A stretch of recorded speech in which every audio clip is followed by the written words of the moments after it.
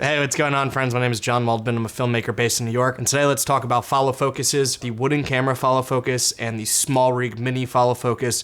Which one of these should you buy? Clearly, I own both of them. I started with this, I picked up this one, and at the end of this video, I will let you know which one of these follow focuses I'm gonna keep and which one of them I'm gonna sell. Did I just give that away? I don't know. Maybe. Oh, you'll have to watch the end. All right, so first let's talk about the SmallRig Mini follow focus. This was the first ever follow focus that I bought. I've had it for about 2 years. Just talk about some things that I like. So yeah, first off is the price. I think it's only $80 right now, new. For the price, I think it's great. It's a great start of follow focus. It was the first follow focus I bought. There is a lot with the kit that you get. It comes with the follow focus. You get a rod, attachment to put on the top of your camera, so you can attach the rod in there. It's focus teeth. For the money, I think you do get a good buy. And then another pro would be the size. You know, maybe you want a smaller form factor package, and if you want something as small as possible, then I would recommend this one. But size is actually one of the main reasons I switched to the wooden camera. All right, so you have like the 2 screws, which is nice. One to like clamp in the rod.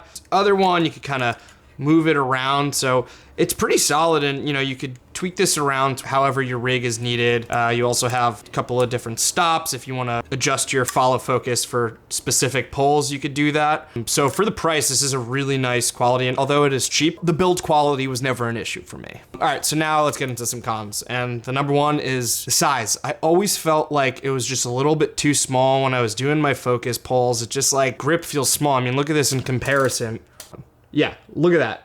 Wooden camera version, the wheel is so much bigger, it fits way nicer in the hand. And that was just one of the things I was just getting kind of tired of. I'm like, this just feels kind of awkward in the hand. When you compare the focus gears, it isn't as thick as the wooden cameras, so, and sometimes I feel like I was running into issues with that. Like, when you compare the actual wheels, it's just not as smooth and buttery. The wooden camera one, well, again, we'll get to that in a little bit. Definitely not as smooth. It works good, I think it's solid, but there's better options, and there's a reason why the wooden camera one costs several hundreds more. But kind of just to recap this, while I think this is great, I think it's an awesome budget piece. The size was the biggest downside for me, and that's what ultimately led me to picking up the wooden camera zip focus. This thing I freaking love. Yeah, I've had it now probably for about 6 months now, and I am not looking back anytime soon. First off, as far as manual follow focus goes, I feel like this is a pretty industry standard one. You know, when I'd be on set with other camera operators, they're bringing a follow focus. It's usually this one, and for good reason, as then just the first main thing why I wanted it is just the size of the wheel. It just feels so freaking nice in the hand. Super smooth. I feel like it actually fits the human hand better. It just, you know, it feels really nice.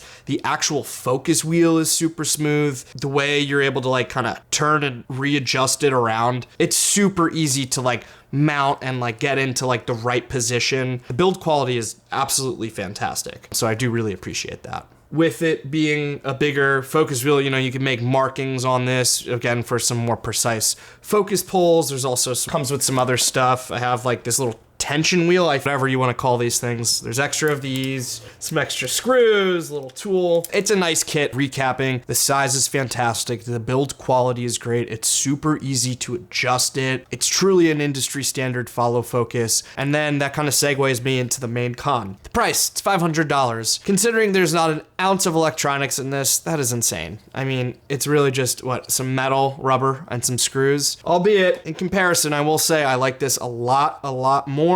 But it's expensive. I won't lie. And honestly, if some of the things that I mentioned before that bother me about this don't really bother you, then maybe you just want to pick this up, because at the end of the day, they are both follow focuses. So if you're on a budget, this is a great option. But you know, for me, I figured buy nice, buy twice. Look at me, bought twice, and I'm gonna have this forever. So I know this was a really quick video. I kind of actually wanted to do this because now, after having both of these, I have made my mind up about which one I'm gonna keep. Spoiler alert, obviously it's this one. I'm gonna be selling this because I just don't use this after picking this up, and honestly, after using both of them, you could really feel a difference.